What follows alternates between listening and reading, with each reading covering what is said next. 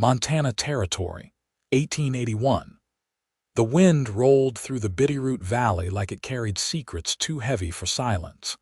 Colson James reigned in his Appaloosa at the top of a ridge, his hat low against the morning sun.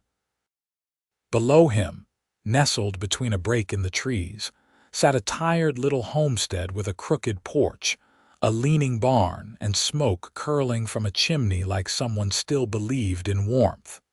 He had not planned to stop here. But the letter in his coat pocket said her name written in shaky, slanted script, and Colson had ridden 2 weeks just to find her. Clara Nolan. She had told him not to wait. Said it plain in the last letter she ever sent, back when her husband had still been alive and Colson was just a ranch hand passing through on the edge of her world. But he had waited anyway. He nudged his horse down the trail. The homestead looked worse up close. Fence posts leaned like tired men. A single chicken picked at the dirt beside the porch, and Clara stood halfway down the steps, a rifle in her hands and a girl no taller than her hip clinging to her skirts. Colson, her voice cracked on the name, he tipped his hat. Did not mean to scare you. Clara lowered the rifle slowly. She looked older than he remembered older than 26 should look. Her dark hair was pulled back in a loose braid, and her eyes, still the same stormy gray, held more weariness than he had ever seen in a woman. She opened her mouth, then closed it. "You should not have come. I know," he said simply. The little girl peeked out from behind her. "Mama, who is that?" Clara knelt beside her and brushed a hand over her hair. "That is Mr. James. He is an old friend." Colson dismounted, leading his horse to the fence post. "You wrote me once. That was a long time ago. You said not to wait. I meant it." He nodded, quiet for a breath. "But I stayed." Clara looked away. "You should not have." "I know," he said again. Then he looked at the girl. "You have a daughter." Clara stood tall again, arms folded. "Two. Louise is inside. This is Lee." Lee looked up at him, curious but cautious. "Are you a cowboy?" Colson smiled, the first real one in weeks. "Yes, ma'am." She seemed to approve of that and disappeared back inside the house. Clara exhaled slow, like the sight of him pulled something loose in her chest. "You should keep going, Colson. There is nothing here. Just a widow and 2 girls left behind by a man who ran off to chase gold and never came back." "I heard." She blinked, surprised. "What did you hear?" "That he left you. That the girls waited by the road for 3 days before you told them the truth." Her jaw tensed. "Folks talk too much. I do not listen to most of them." Clara hesitated. "And what do you want from me, Colson?" He looked at her then, not just her face, but the way her shoulders curved inward like she had carried too much for too long. "Nothing, not a thing. Just thought maybe you could use a hand." "I do not need help," he nodded slowly. "All right. But if I fix that barn roof and split some wood, maybe you will not stop me." She looked at him for a long moment, jaw working, then turned and walked into the house without another word. He took that as a maybe. By nightfall, Colson had patched the worst part of the barn and stacked enough firewood to last a week. He slept in the loft with his saddle under his head. The next morning, Louise, a quiet 8-year-old with her mother's gray eyes, brought him a biscuit and half a smile. "Mama says you are stubborn," she told him. Colson grinned. "She is not wrong." Louise shrugged and handed him a jar of preserves. "She said you can stay. For now, appreciate it." He worked through the week, fixing what he could, keeping his distance when Clara grew quiet. She still flinched at loud noises. She still waited for bad news like it might come riding down the road. But the girls laughed more now, and Clara started watching him from the porch when she thought he was not looking. One evening, while the sun dipped low behind the hills, Colson found her standing by the fence, arms folded, eyes on the horizon. "I know I said not to wait," she said softly. He stood beside her, hands in his pockets. "You did. Why did you?" He thought about that. Because I meant what I said the night before I left. I was not looking to be just another man passing through. That was 4 years ago. Time does not change what is true. She looked down at her boots. I do not know how to let someone stay, Colson. I do not know how to ask for anything anymore. You do not have to ask. I am already here. She turned then, slow and uncertain. I do not have anything to offer you, not love, not promises. Not right now. I am not asking for right now. Her eyes searched his face like she was trying to find the catch in his words. Then what are you asking for? He reached out, brushing her knuckles with the back of his hand. A chance. To show you that love can wait. Clara did not move. But she did not pull away. Behind them, the girls laughed inside the house. And for the first time in years, Clara Nolan did not feel entirely alone. The next week brought the slow thaw of something Clara hadn't realized was frozen through. Not all at once, and never in a way she could point to plainly, but in the quiet spaces between the work and the watching. Something shifted. Colson didn't press. He took each morning as it came, rising before the girls stirred and hauling water from the creek without being asked. He listened more than he spoke. When he did speak, it was never about the past. One afternoon, Clara found him kneeling by the east field, coaxing stubborn shoots of spring rye from the earth. The sun had warmed the soil just enough to wake it. She stood a moment, arms crossed, uncertain if the ache in her chest came from hope or fear. "You ever plant anything before?" she asked. He looked up, brushing dirt from his hands. "I've mended fence from Colorado to Dakota, broken wild colts, driven cattle through sleet, but I've never planted a thing I meant to keep." She nodded, not smiling. "These won't take if we don't get rain soon." He tilted his head toward the sky. "Clouds feel heavier than they look." Clara crouched beside him, pulling a weed from the row. "You always talk like that." "Like what?" "Like you're writing poems in your head." "I talk how things feel." She dug her fingers into the soil. "You ever think maybe not all things need feeling?" He ran a palm across the ground, gentle as if it might bruise. "That's how things go unseen. You stop feeling, you stop noticing." She didn't answer, and he didn't fill the silence. Inside the house, Lee's laughter rang out, high and unguarded. Clara glanced toward the sound, then back at him. "You've been good to them." "I didn't come for them." She met his eyes. "I know." That night, Clara watched from the kitchen window as Colson sat by the barn, whittling a sliver of cedar. The girls were asleep by then, and the lamp burned low. She didn't move to call him in. Instead, she stood with her fingers curled around the edge of the windowsill, wondering what it meant to let someone stay without owing them anything. The next day, Clara rode into town with Louise. She needed flour and a length of cloth to mend Lee's dress. She left Colson behind with a list of chores, expecting little more than a few fence repairs and the trough cleaned out. When she returned, the porch had been swept, the door rehung on straighter hinges, and a new clothesline stretched from the corner post to a cedar tree. Lee was sitting beside Colson in the dirt, holding a small wooden horse. Clara stepped down from the wagon, squinting. "Where'd she get that?" Colson didn't look up. "Made it with leftover cedar." Lee turned the toy in her small hands, beaming. "It smells like the barn." Clara knelt beside her. "You name it yet?" "I think it's a girl," Lee said, nestling it against her shoulder. Inside, Louise set the flower on the shelf. "Mama, Mr. James fixed the creaky stair too?" Clara glanced toward the back of the house. "Did he?" That evening, after the girls had gone to bed, Clara stepped out onto the porch with a tin cup of coffee. She handed it to him without a word and sat down on the top step. Colson took a sip and watched the ridge line where the sun had just dipped out of sight. She spoke without looking at him. "You ever lose someone?" He didn't answer right away. "Then my brother John, snakebite when we were boys. I was supposed to be watching him while he checked the traps." Clara drew her knees up, arms wrapped around them. What you do after? Spent 3 years trying to outrun the guilt. Didn't work. She was quiet a while.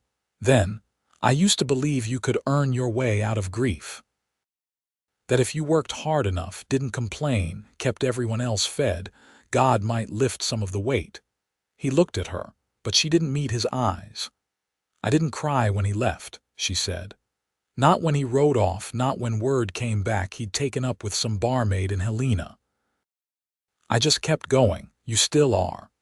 Some days I don't know why. Colson set the cup down. Because they need you, and because you ain't done yet. She turned her head, not fully toward him. And you, why are you still here? He leaned forward, elbows on his knees. Because I know what it is to carry something alone and still hope someone might notice. Clara stood, brushing her skirt smooth. It's late. He didn't follow her inside. Just nodded once and stayed on the porch until the stars came out. That night, Clara lay in bed beside her daughters, listening to the wind through the eaves. She thought of the cedar horse, the clothesline, the man who never asked for more than what she offered. The next morning, she left a tin cup of coffee by the barn door before dawn. She didn't wait to see if he found it, but she knew he would. The calves had broken through the fence again and wandered into the creek. Colson found them standing knee-deep in spring mud, flicking their tails like they owned the place. He clicked his tongue, coaxed them back toward the pasture, then crouched to check the post that had come loose. The bottom half had rotted through. He'd need to ride into Stevensville to get fresh pine. When he returned to the house, Clara was on her knees in the garden behind the lean-to, sleeves rolled to her elbows, her nails lined with soil. The girls were with her, each holding a tin pail for rocks. Their laughter was soft, almost shy, like they hadn't learned yet that joy could be loud. He didn't interrupt, just watched a while, then set about restacking the lumber pile by the barn. It was nearing dusk when Clara approached with 2 pairs wrapped in cloth. We barter for these, she said, handing him one. The preacher's wife keeps a tree behind her parlor. He bit into it, juice running down his wrist, sweet as honey. She leaned against the rail beside him. I've been thinking about building a chicken run closer to the house. Smart. Hawks won't risk the smoke. She nodded, then turned the pear in her hand. Lee's asking questions about why you're still here. Colson waited. I didn't know what to tell her, Clara said. I don't want to give her the wrong kind of hope. He finished his bite before he answered. You think that's what I'm doing? I don't know what you're doing. I'm staying because I want to, because you let me. That's not the same as wanting me back. I didn't leave you, Clara. She looked away, chewing the inside of her cheek. I never told you everything. About what it was like after he left. You don't owe me that. I want to. She didn't speak for a long time. Then, the neighbors stopped coming by after the second letter went unanswered. They thought I was lying, thought he died and I was hiding it to keep the land. I had to stand in the churchyard one Sunday and say it out loud so they'd stop whispering. Colson didn't blink. I told the girls he was sick, that maybe he'd come back when he got well. I said it so many times I nearly believed it. You don't have to carry that alone anymore. She drew in a shaky breath. That's the part I don't understand, why you'd want to carry any of it. He set his pear core down, wiped his hands on his trousers and looked at her. When I left 4 years ago, I thought about you every mile. Every job I took, every night I slept on dirt, I wondered how you were holding together. I didn't come back for a clean story, Clara. I came back for you. She didn't answer, but she didn't walk away either. Later, when the girls were asleep and the fire in the hearth had burned low, Clara stepped onto the porch and found Colson sitting on the steps, sharpening a blade. I used to believe love had to come with promises, she said, voice barely above a whisper. Big, loud ones. Like in books. He kept working the whetstone, slow and even. What do you believe now? I think maybe it's something quieter, something that stays even when it's not asked to. He tested the blade against his thumb, then set it aside. That's what I believe, too. She stepped down beside him, close enough that her hip brushed his shoulder. I'm still afraid, she said. I know. But I want to try. His hand found hers, calloused fingers warm against her palm. Then we'll try. The wind shifted, bringing the scent of pine and rain. And for the first time in all her remembering, Clara didn't brace for what might be taken but leaned slowly into what might be given. The rain came 2 days later, soft at first, then steady enough to turn the dirt road into a ribbon of slick clay. Clara stood under the eave of the porch, arms folded, watching it fall over the fields. The rye held against the weather better than she'd hoped. She didn't speak when Colson joined her, only stepped aside so he could stand close without getting wet. He reached into his coat pocket and pulled out a folded piece of oilskin. Picked something up in town yesterday, before the storm hit. She didn't take it at first. Just looked up at him, one brow lifted. He unwrapped it himself and held it out 3 packets of seeds, paper soft from handling. Beans, squash, and tobacco. She took them slowly, weighing the gesture. You planning to start a garden too? Figured you might want the choice. She ran a thumb over the faded ink. Tobacco, for trading, or burning if you're feeling spiteful. She gave a quiet breath that might have been a laugh. You always bring gifts when the world turns to mud outside. Only when I'm hoping to be asked inside. Clara looked out toward the barn, where rain dripped from the eaves in long threads. Windows need sealing. Cold creeps in through the north side. I'll see to it. She turned toward the door and opened it, not waiting to see if he followed. He did. Inside, the girls were pressed close to the stove. Lee had a piece of slate in her lap, tongue poking from the corner of her mouth while she scratched letters with chalk. Louise sat beside her, correcting with a patience that outstripped her years. Clara hung her shawl and lit the lamp above the table. Louise, she said, fetch the bucket from the back room. We'll need to catch the drip near the hearth. Colson watched the girls shuffle off, then set his hat on the peg by the door. You've raised them strong. I raised them quiet. Strong came from necessity. She turned a kettle over the fire and sat across from him, her fingers knotting together on the tabletop. You ever think about having children of your own? He didn't hesitate. I think about what kind of man I'd have to be first. And are you that man? Not yet. But I'm closer than I was. She met his gaze. You think you'd be good to them? I wouldn't leave. That's where I'd start. The kettle hissed before she answered. She poured the water into mugs and set his in front of him without a word. Later, after the girls had been tucked into the loft, Clara sat beside the hearth sewing a patch onto Louise's stocking. Colson was near the window, stuffing flax into the gaps in the frame.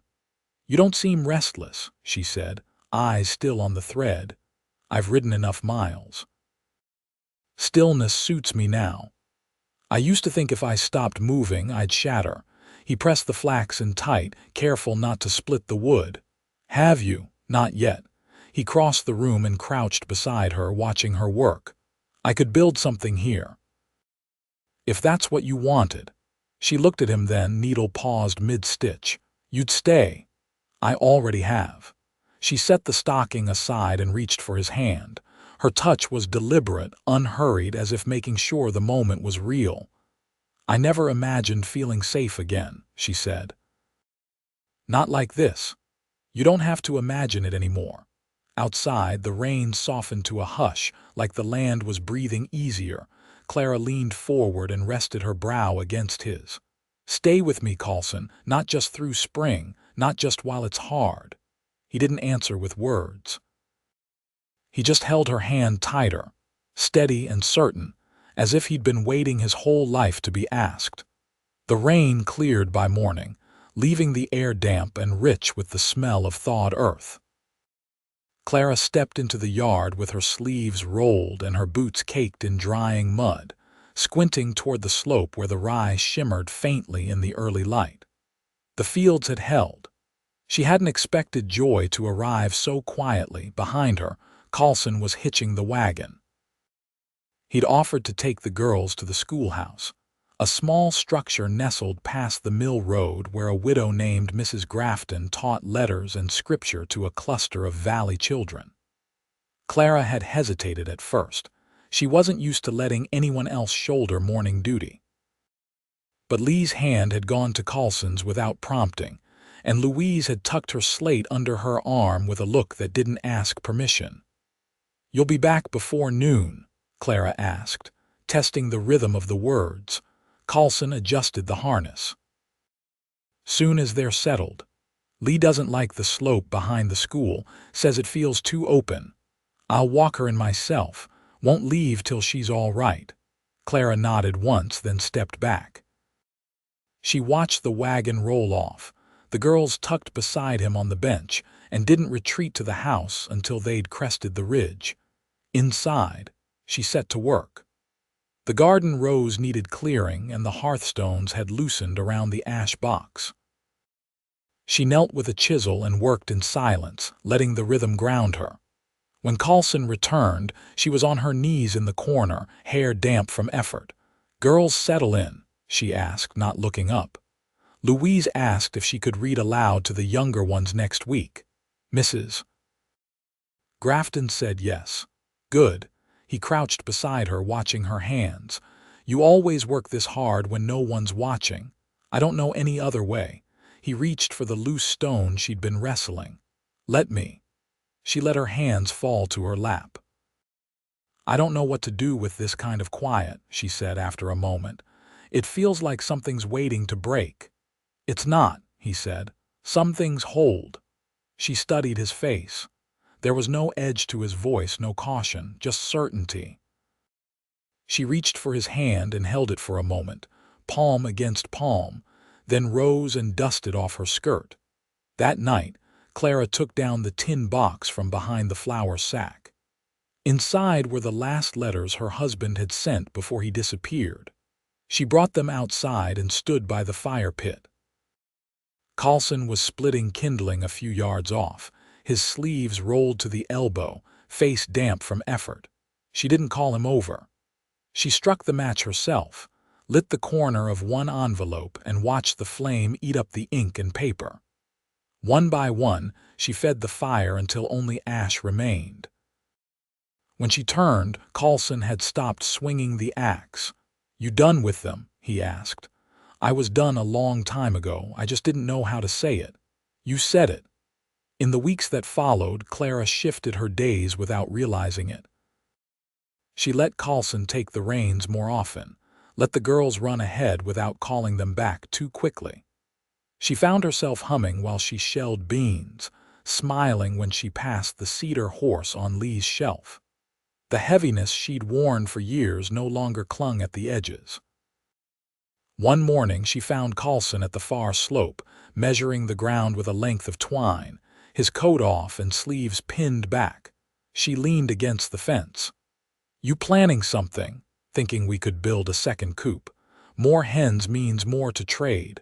She watched him tie the line off. "You talk like you've already made your place here." "I have." He straightened and met her gaze. "If you'll have me." She stepped forward, heart steady. "I don't want you in the barn anymore," he blinked. "No, I want you in the house with us every day." There was no hesitation in his answer. "All right." They married in the small clapboard church just outside town, with Mrs. Grafton and the preacher's wife standing witness.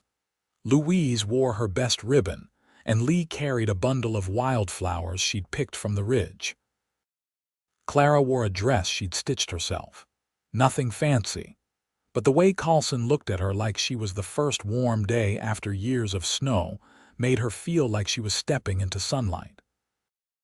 They stood together on the porch that evening, watching the girls chase each other across the yard, their laughter rolling out over the grass. "You ever think you'd get this?" Colson asked, his arm around her waist. "No," she said. "But now that I do, I can't imagine anything else." In the seasons that followed, the land gave more than it took. The rye grew tall. The hens multiplied. They added a smokehouse, then a root cellar, then a new porch rail when Lee fell through the old one. Every board Colson laid, he laid with care. Clara taught Louise to sew, and Colson taught Lee how to set a trap without catching her sleeve. At night, they sat by the hearth, Clara's head on his shoulder, his hand resting over hers. The quiet never left, but it no longer felt like waiting. It felt like peace hard won and deeply kept. When spring came again, the fields bloomed early, and Clara stood in the doorway of the house they'd built together, watching Colson walk up from the pasture, the girls trailing behind him, and she knew without question that she'd found her place. And this time, no one was leaving.